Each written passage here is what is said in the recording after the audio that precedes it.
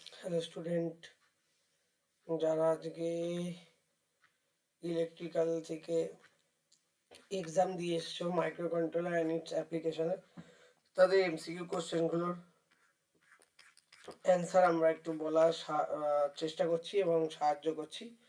তো বেসিক্যালি এই কোশ্চেনগুলোর অ্যান্সার তোমরা কে কে দিয়েছো একটু জানাবে। আচ্ছা, তো তার আগে আমি একটা কাজ করে নিই, একটু দাঁড়াও।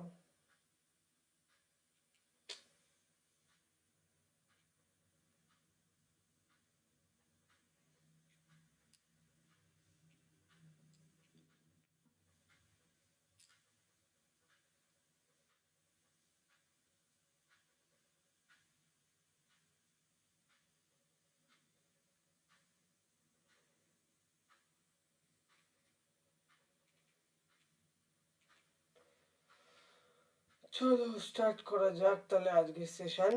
তো ফার্স্ট কোশ্চেনটা যেটা আমরা দেখতে পাচ্ছি সেটা হচ্ছে তোমার কি বলছে যে what is the addressing mode of the instruction ইমোভি আর কমা হ্যাশ 38 এবং হ্যাশ 38 এইটা কোথায় তোমরা দেখতে পেয়েছিলে? তোমাদের মনে আছে নিশ্চয়ই হ্যাশ 38টা ইমিডিয়েট অ্যাড্রেসিং মোডকে ডিনোট করে, রাইট? হ্যাশ 38 অ্যাড্রেসিং মোডটা ইমিডিয়েট অ্যাড্রেসিং মোডকে ডিনোট করে, তো অপশন এ কারেক্ট অ্যান্সার, এটা ইমিডিয়েট অ্যাড্রেসিং মোড হবে। আচ্ছা, এবার আসি which register bank is selected by default after system refresh. System যখন রিসেট হয় তখন বেসিক্যালি RS1 আর RS0 এই দুটোই আমার কি হয়, 0 0-তে সেট হয়। ঠিক আছে, এই দুটোই 0 0 হয়। এই দুটো 0 0 মানে ব্যাংক জিরোকে রিপ্রেজেন্ট করে। তার মানে তোমরা একটা জিনিস মাথায় রাখবে যে যখন তোমাদের মাইক্রো কন্ট্রোলার রিসেট হবে তখন কিন্তু বাই ডিফল্ট যে রেজিস্টার ব্যাংকটা সিলেক্ট হবে সেটা হচ্ছে ব্যাংক জিরো। তাহলে অপশন এ এটা কারেক্ট অ্যান্সার হবে, ব্যাংক জিরো।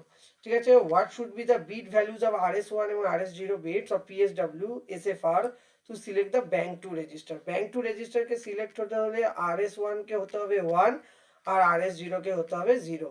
তাহলে RS0 যদি 0 হয় আর RS1 যদি 1 হয় তবে ব্যাংক টু সিলেক্ট হয়। তাহলে এখানে অপশন আমাদের দেখা যাচ্ছে বি কারেক্ট, RS1 1 আর RS0 0 হতে হবে। RS1 1 আর RS0 0 হতে হবে, তবেই কিন্তু একমাত্র আমাদের ব্যাংক টু সিলেক্ট হবে। নেক্সট কোশ্চেন হচ্ছে what is the special function of B register. B রেজিস্টারের কাজ কি? বি রেজিস্টারের কাজ হচ্ছে মাল্টিপ্লিকেশন এবং ডিভিশন অপারেশনে সাহায্য করা। তাহলে বি রেজিস্টারের কাজ হচ্ছে পারফর্ম করা কি, multiplication as well as the division. তো মাল্টিপ্লিকেশন এবং ডিভিশন পার্টটা পারফর্ম করার জন্য, ডিভিশন এবং মাল্টিপ্লিকেশন পার্টটা পারফর্ম করার জন্যই আমাদের special function of register B কে ইউজ করা হয়ে থাকে, সেটা আমরা আগেও জেনেছি। What would be the content of DPH after execution. দেখো, যখনই তোমরা এমওভি ডিপিটিআর মানে এক্সটার্নাল মেমোরি লোকেশন থেকে কোনো ডেটাকে থ্রু ডিপিটিআর তোমরা মাইক্রো কন্ট্রোলারে নিয়ে আসছো, সেটা কিন্তু ডিপিটিআর যে রেজিস্টার আছে সেটা দুটো পার্টে বিভক্ত, একটা হচ্ছে ডিপিএইচ আর একটা হচ্ছে ডিপিএল। ডিপিএইচটা হায়ার অর্ডার বিট এবং ডিপিএলটা লোয়ার অর্ডার বিটকে ক্যারি করে। তাহলে 34Hটা চলে যাবে হচ্ছে ডিপিএল এর মধ্যে এবং 12টা চলে যাবে হচ্ছে 12Hটা চলে যাবে হচ্ছে তোমার ডিপিএইচ এর মধ্যে। তা তোমাকে জিজ্ঞাসা করা হচ্ছে যে ডিপিএইচ এর মধ্যে কি থাকবে, কন্টেন্টটা কি থাকবে আফটার এক্সিকিউশন। তো মনে রাখবে ডিপিএইচ এর মধ্যে থাকবে হচ্ছে 12, আর তোমাদের যদি এটা ডিপিএল জিজ্ঞাসা করতো আজকের এক্সামে তাহলে কিন্তু 34 হতো। তাহলে ঠিক আছে, তাহলে এখানে কারেক্ট অ্যান্সার 12H। আশা করছি আমার দেখা ভিডিও দেখা সমস্ত স্টুডেন্টরা এই এক্সামে এই অ্যান্সারগুলো সঠিক করে এসছো। চলো নেক্সটে যাওয়া যাক। নেক্সট হচ্ছে তোমাদের জিজ্ঞাসা করেছে which of the following instruction with clear the only CY flag. তো সিওয়াই ফ্ল্যাগকে কোন পার্টিকুলার তোমার বেসিক্যালি এখানে ইনস্ট্রাকশনটা ক্লিয়ার করে। তো আশা করছি তোমরা সবাই এটা পেরেছো, রাইট? না পারার কিছু নেই, খুব সহজ একটা কোশ্চেন।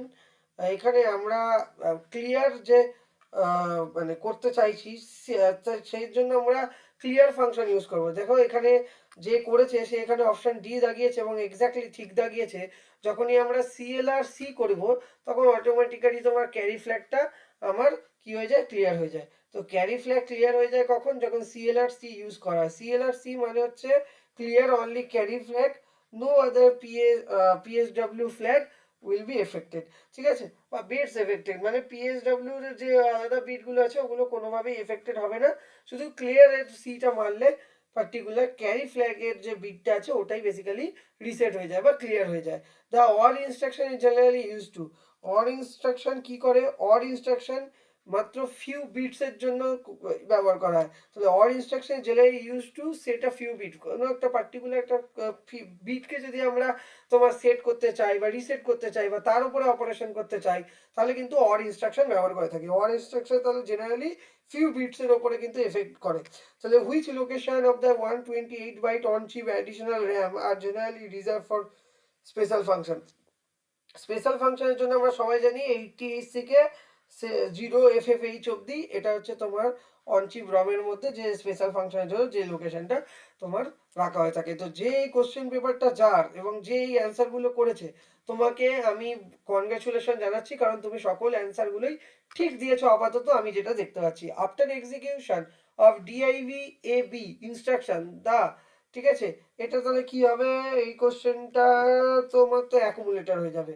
তাহলে রেজাল্ট সবসময় মনে রাখবে, রেজাল্ট সবসময় কিন্তু অ্যাকুমুলেটরে স্টোর হয়। তো বি রেজিস্টার, পিএসডব্লিউ, ডিপিটিআর এগুলোতে কিছু হবে না। যে ভাগফলটা বেরোবে, ঠিক আছে, যে ভাগফল এবং ভাগশেষ, ভাগফলটা বেরোবে সেটা অলওয়েজ অ্যাকুমুলেটরে থাকে।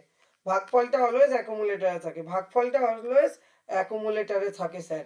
Two which SFR does the run and stop control bit TR0 for timer zero. Timer জিরোতে টিকন বলে একটা পড়েছিলাম আমরা, স্পেশাল ফাংশন রেজিস্টার আছে, সেই কিন্তু তোমার টাইমার এবং কন্ট্রোলারের যে অপারেশনগুলো সেগুলোকে হ্যান্ডেল করে। তা টিকন রেজিস্টার কিন্তু এখানে একটা স্পেশাল ফাংশন রেজিস্টার, যেই কিনা টাইমার জিরো বা টাইমার ওয়ানের যে রান এবং স্টপ অপারেশন আছে সেগুলো হ্যান্ডেল করে থাকে। তো আশা করছি সবাই এই কোশ্চেনগুলো অ্যাটেন্ড করে এসছো এবং সঠিক করেছো। আচ্ছা, how many interrupt does 8051 have? তাহলে 8051 এর টোটাল কটা ইন্টারাপ্ট থাকে? টোটাল 5টা ইন্টারাপ্ট থাকে, টোটাল 5টা ইন্টারাপ্ট থাকে। যারা যারা করে এসছো তাদেরকে কনগ্রাচুলেশন। 5টা কি কি sir? External interrupt zero, timer zero interrupt, timer one interrupt, external interrupt one, আর একটা হচ্ছে সিরিয়াল ইন্টারাপ্ট। তাহলে টোটাল সর্বকুলে 5খানা ইন্টারাপ্ট আছে আমাদের 8051 এ। তাহলে আমি আবারও বলছি, internal interrupt one, external interrupt one, external interrupt zero, serial interrupt আর টাইমার জিরো ইন্টারাপ্ট আর টাইমার ওয়ান ইন্টারাপ্ট। তো বেসিক্যালি আমাদের টোটাল 5টা ইন্টারাপ্ট কিন্তু আছে, ঠিক আছে। তো আশা করছি তোমরা এই কোশ্চেনগুলো সকলেই পেরেছো, এবং পরের সেমিস্টারে যদি তোমাদের ভালো লেগে থাকে এই প্ল্যাটফর্ম, যেখানে তোমরা সমস্ত কিছু এক জায়গায় পেয়ে যাও এবং কন্টেন্টগুলো খুব অর্গানাইজ হতে থাকে এবং টিচাররা অনবরত তোমাদেরকে সাহায্য করছে যাতে তোমাদের সাপ্লি না আসে, তোমরা যেন ভালো মার্কস পেয়ে পাস করো, তাহলে অবশ্যই কোনো ক্ষতি নেই। একবার তোমরা কিন্তু ইজি টু লার্নিং ট্রাই করতে পারো, যারা কিনা এর আগে কখনো পড়োনি এই প্ল্যাটফর্মে। আর যারা অলরেডি পড়ো তাদেরকে আর তো কিছু বলার নেই নতুন করে। তাদের যদি মনে হয় যে এই প্ল্যাটফর্মটা তোমাদের প্রত্যেকটা এক্সামের টেনশন ফ্রি রাখছে এবং তোমাদেরকে যথেষ্ট সাহায্য করছে, যার দ্বারা তোমরা সাপ্লি ছাড়া, সাপ্লি তো দূরের কথা, ঠিক আছে, তোমরা ভালো মার্কস পেয়ে প্রত্যেকটা সেমিস্টার উতরে যাচ্ছ, ঠিক আছে, তাহলে অবশ্যই এই চ্যানেলটাকে ফলো করো, সাবস্ক্রাইব করো এবং অবশ্যই অ্যাডমিশন নিয়ে নিও। কারণ একটা পার্টিকুলার টাইমের পরে কিন্তু ফিস বাড়তে থাকে, কোর্স প্রাইস বাড়তে থাকে। তো সেই মানে সেই রকম কোনো কন্ডিশনে যাতে না পড়তে হয়, তাহলে আর্লি আসো, আর্লি এসে পারচেস করে নাও কম দামে এবং প্রথম থেকে ক্লাসগুলো ফলো করো। পরের সেমিস্টারে ডেফিনেটলি দেখবে তোমাদের এই সেমিস্টার থেকেও আগামী সেমিস্টারগুলোতে আরও ভালো মার্কস আসছে। এবং যারা যারা কখনো ইজি টু লার্নিংয়ে ফলো করোনি, দেখোনি, প্রথমবার ভিডিও দেখছো, সলিউশন দেখছো বা প্রথমবার এই চ্যানেলে, তারা অবশ্যই লাইক, শেয়ার এবং কমেন্টস করো তোমাদের কি দরকার আছে, এবং অবশ্যই বেল আইকনটা প্রেস করে রেখো ফার্দার নোটিফিকেশনের জন্য। অ্যাজ ওয়েল অ্যাজ, যেটা আমার সব থেকে বড় ইম্পর্টেন্ট কথা, যে তোমরা যদি কখনো না পড়ে থাকো অবশ্যই একবার ট্রাই করে দেখতে পারো। আমি তোমাকে বলবো যে সেই টাকাটা বৃথা যাবে না। Thank you guys, take care, good night, next ভিডিওতে দেখা হবে।